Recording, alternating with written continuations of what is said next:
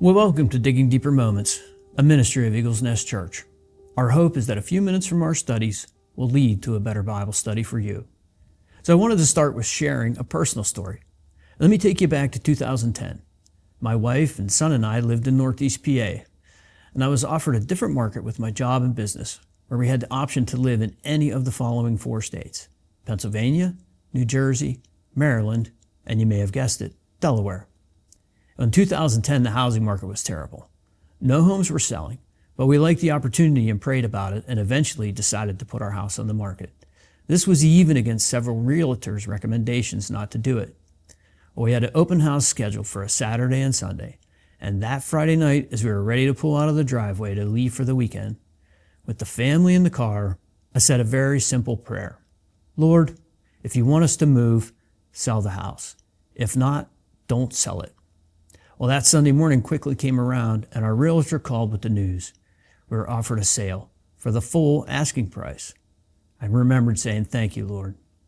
And if you've ever moved, you know this was just the start of all the logistics. So I asked God for 2 things. Help us find a new home wherever you want us. Remember, in any of the 4 states. And please help us get our son into school at the beginning of the school year. So what happened? The Lord answered both of those prayers as well. We found a home in Delaware and got our son into the classroom at the start of the school year. And by the way, shortly after we moved to Delaware, we found Eagles Nest Church, and it's been our home church ever since. God had also provided us a new church family. Well, great story, right? The end. Well, not quite. This is just the beginning of a new chapter in this life's journey and a huge growth in my family's relationship with the Lord. After a few years of the lower, slower Delaware, I started to miss my mountain hikes and freshwater trout streams. And in my humanness, I started complaining to God about it. Now let me give this complaining part some context. I was on a knee in prayer for quite a while when I started boo-hooing. When I was done overlooking all that God had provided to date and sufficiently stated my case of complaints, I heard a voice with great clarity say, use what you've got. What? Use what you've got?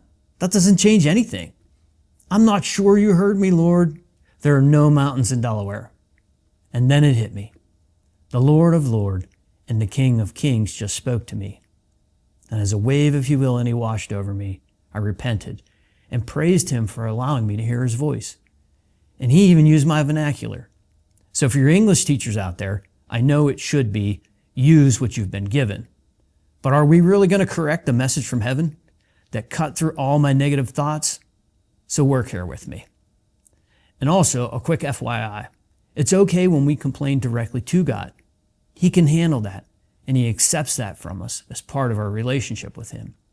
Like in Psalms 13:2, David is speaking to the Lord and says, how long must I wrestle with my thoughts and day after day have sorrow in my heart? Well, what's not okay is when we complain to others about him and his character. All clear? All right. So now what? What have I got? Well, I looked at a map and realized that I was 7 miles from the bay and 15 miles from the ocean. Maybe I needed to start doing beach walks to replace the hikes that I missed so much. This is where everything changed. God had opened my eyes and my heart. I did indeed start to include beach walks in my daily routine, and these ended up being a 3-mile walk each day for almost 3 years straight. So I also quickly discovered beach glass. There isn't a real monetary value to the glass itself, but the treasure is found in what it reminds me of. The words God spoke to me. Use what you've got.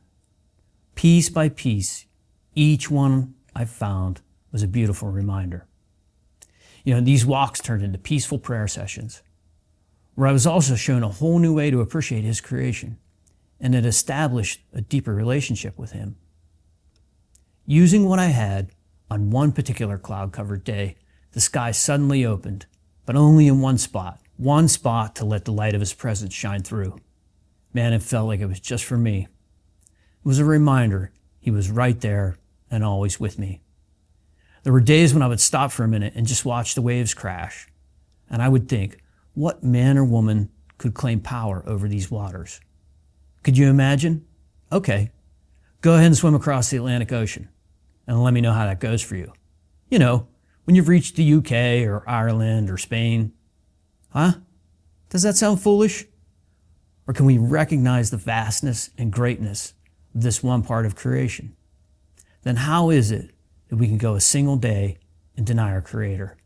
Isaiah 55, 8-9 states, "For my thoughts are not your thoughts, neither are your ways my ways, declares the Lord. As the heavens are higher than the earth, so are my ways higher than your ways, and my thoughts than your thoughts." Oh, here's what it reminds me of. This is my truck's Bluetooth radio connection to my phone. The soundtrack is Genesis 1 by Unknown Artist. Does an unknown artist reflect our worldview today? And for my Type A friends, I'll address it. Yes, God is also responsible for the time and the 100-degree temperature displayed. Look, God made it easy for us in the very start of His Word. In Genesis 1:1, in the beginning, God created the heavens and the earth. Paul doubles down for us in Romans 1:20. For since the creation of the world, God's invisible qualities, His eternal power, and divine nature have been clearly seen, being understood from what has been made, so that people are without excuse. Are you using what you've got to recognize and honor God's invisible qualities, His internal power and divine nature, let alone what's been made?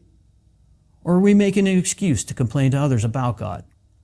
Do we really have a better perspective of what our lives should look like?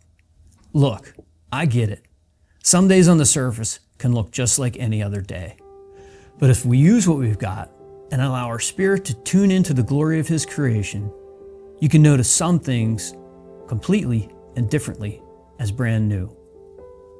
If we get a hold of this, it gets better.